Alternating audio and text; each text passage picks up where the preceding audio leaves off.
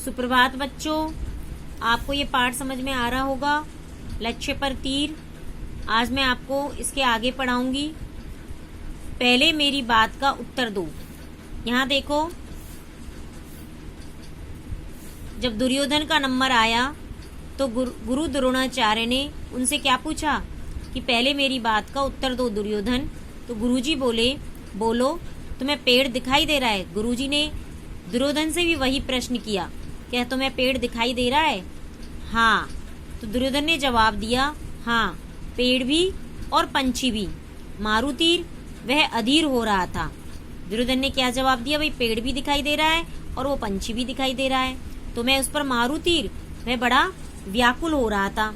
नहीं, द्रोण गरजे, तीर चलाना तुम्हारे बस का काम नहीं। द्रोण चिल्लाए कि तीर चलाना तुम्हारे बस का काम नहीं है। क्यों नहीं? मेरा निशाना अचूक है, देखिए। और दुर्योधन ने धनुष उठाया। द्रोण ने आगे बढ़कर उसे रोक दिया। तो उसने कहा कि क्यों नहीं, मेरा निशाना अचूक है, यानी कभी चूकता नहीं है, देखो एक बार। और दुर्योधन ने जैसे धनुष उठाया तो द्रोण ने आगे बढ़कर के उसे रोक दिया। आज्ञा का पालन करना सीखो पुत्र दुर्योधन। यानी अब द्रोणाचार्य ने उस दुर्योधन से क्या कहा?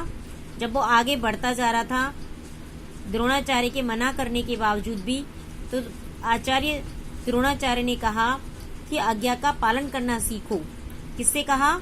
दुर्योधन से। आओ पुत्र भीमसेन।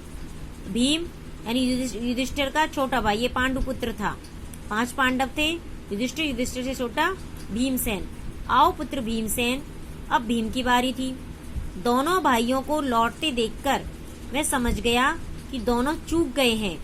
उसने तय किया वह पहले से ही ठीक उत्तर देगा। अब दोनों भाइयों को लौटते देखकर वो क्या समझा कि दोनों ही अपने निशाने से चूक गए हैं, इसलिए उन्होंने तय किया कि वह पहले से ही ठीक उत्तर देगा। गुरुजी पूछिए, आप क्या पूछना चाहते हैं? अब भीमसेन ने क्या पूछा कि गुरुजी अब आप पूछो, आप मुझसे क्या पूछना चाहते हैं? तो वह बोला, सामने वृक्ष देख रहे हो पांडुपुत्र?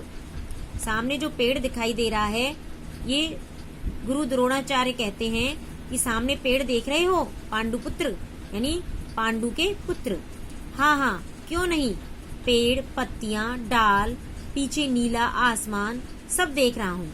भीमसेन ने क्या उत्तर दिया? भाई पेड़ भी दिखाई दे रहा है, पत्तियां भी दिखाई दे रही है, डाली भी दिखाई दे रही है और उनके पीछे नीला आसमान भी दिखाई दे रहा है, सब देख रहा हूँ।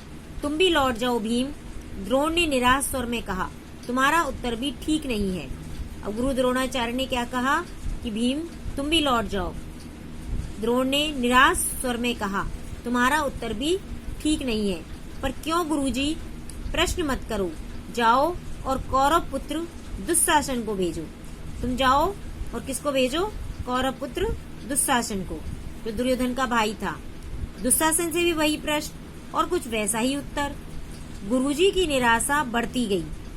एक के बाद एक राजकुमार आगे आए और मुंह लटकाए लौट गए। अब गुरुजी की निराशा बड़ी बढ़ती जा रही थी। भाई एक के बाद एक राजकुमार आगे जा रहे थे और मुंह लटका करके लौट रहे थे, किसी के बस की बात ही नहीं थी। अब अर्जुन की बारी थी। अब किसका नंबर था? अर्जुन का।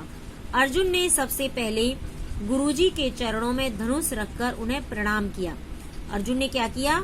सबसे पहले गुरुजी के चरणों में धनुष को रखा और उनको प्रणाम किया। तो बच्चों, आज यहाँ तक ही काफी है। ये पाठ समझ में आ रहा होगा।